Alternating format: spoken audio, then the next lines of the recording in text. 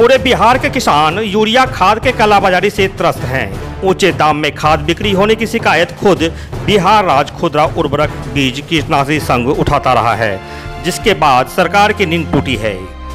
कृषि निदेशक बिहार ने एक आदेश जारी किया है कि दुकानदार से लेकर अधिकारी तक एक हलफनामा देंगे कि उनके एरिया में कोई खाद की कालाबाजारी नहीं होती है। वहीं अगर किसी किसान ने शिकायत की तो दुकानदार से लेकर अधिकारी तक नपेंगे।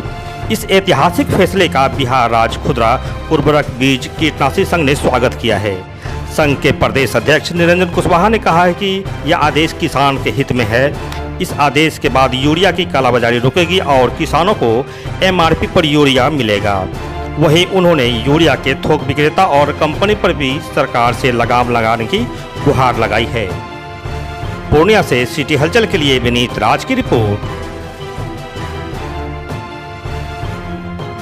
बिहार सरकार का कृषि विभाग से जो पत्र निकला है खाद के संबंध में, किसानों के हित में जीरो टॉलरेंस नीति का जो सरकार ने अपनाने का काम किया है, खुदरा विक्रेता संघ के द्वारा लगातार आवाज़ उठाए जाने के कारण लगातार हम लोग जो है चिट्ठी के द्वारा सरकार को इन बातों से अवगत कराते रहे और आज जो है सरकार ये चिट्ठी निकाला है सोच समझ के। निर्णय का खुदरा विक्रेता संघ तहे दिल से स्वागत करता है और सरकार को बहुत बहुत धन्यवाद देता है।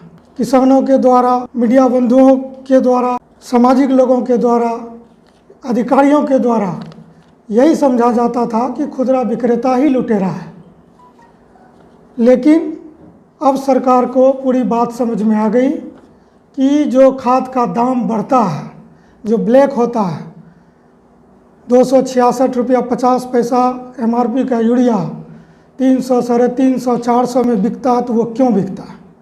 तो सरकार को ये बात समझ में आया, उन्होंने सभी का जिम्मेदारी तय किया है। हम आशा करते हैं कि सरकार का ये निर्णय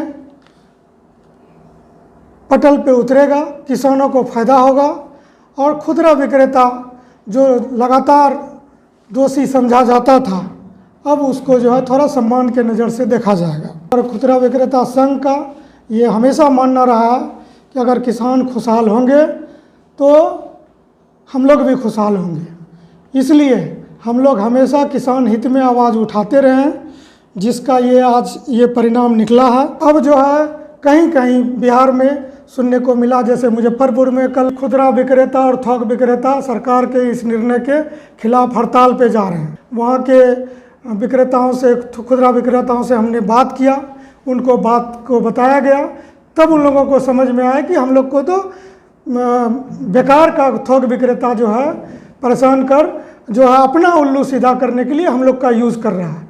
तो तत्क्षण ही हड़ताल मुजफ्फरपुर में कल टूट गया। वहाँ के विक्रेताओं को भी हम धन्यवाद देते हैं।